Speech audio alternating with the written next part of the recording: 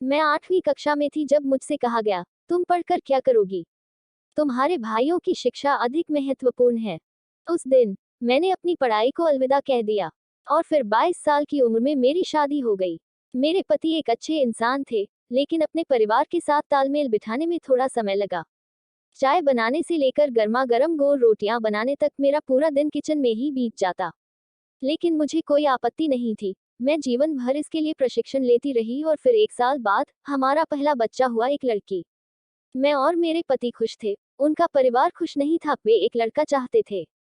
जब मैंने अपनी दूसरी बेटी को जन्म दिया तो मेरे ससुराल वाले काफी परेशान नजर आ रहे थे। उन्होंने मुझे ताने देना शुरू कर दिया, एक बेटा पैदा नहीं कर सकती, पता नहीं किसे ले आए। मैं थक गई थी। लगातार गर्भधारण ने मेरे शरीर पर एक टोल ले लिया था। तब तक हमारी 7 बेटियां हो चुकी थीं और ताने असहनीय हो गए थे। 7 लड़कियां एक दायित्व हैं, वे कहते थे।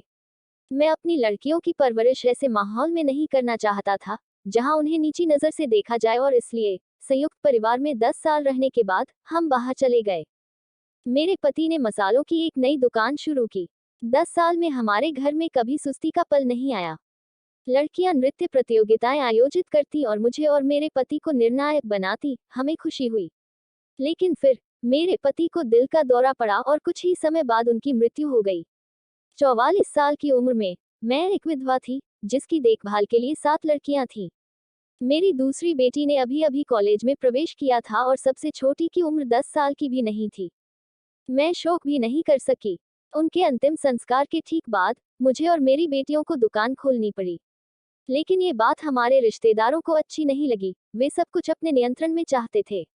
मैंने ऐसा नहीं होने दिया तो उन्होंने कहा, देखते हैं ये औरतें क्या कर पाती है। लेकिन सच कहूं तो मेरे पास उन पर ध्यान देने का भी समय नहीं था। मैं सूरज के साथ उठती, सभी का लंच पैक करती और फिर दुकान पर जाती।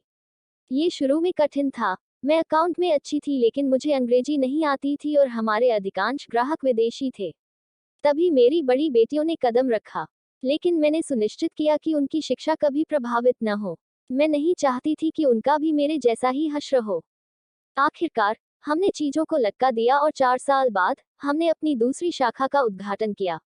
फिर से हमें कठोर टिप्पणियों का सामना करना पड़ा, औरत हो, कितना ही आगे जाएगी।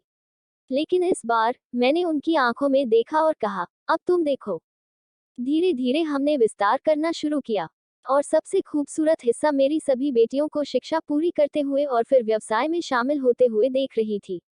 आज 16 साल में 4 शाखाओं के बाद लोग हमें द स्पाइस गर्ल्स कहकर बुलाते हैं।